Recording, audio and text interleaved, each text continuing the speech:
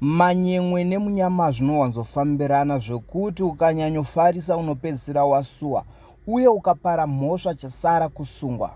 Ndinokutambirai pano patinokupai nyaya dziri kuitika munyika medu tichikupai semanzwiro atinenge tadziita uye tinoita social commentary panyaya dzacho tichionesana kuti zvakamira sei muchitaurawo sekuonawo kwenyu.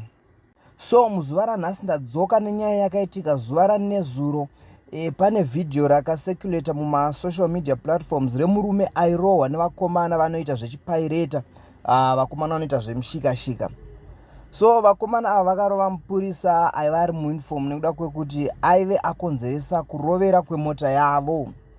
Mupurisa akarohwa uyu anonzi iye akanga aisa driver mahandcuffs mota ichiri still on motion, izvo zvakaita kuti mota inorovera kupinda mujuraho reimba yaive pedyo muna Forbes. So vakomana vaiva nemota iyi zvakavapa hasha vachiti mupurisa uyu akonzeresa accident akakuvadzisa mota yavo.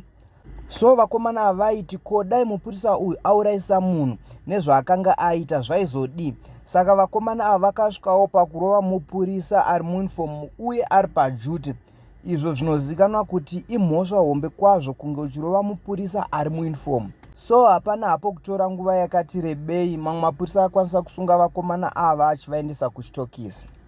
So muri Zimbabwe ndinokumbirwa mungotaura maonero enyu mucomment section kuti munopaonawo sei mupurisa akonzeresa kurovera kwemota then varidzi vemota vakazorovawo mupurisa.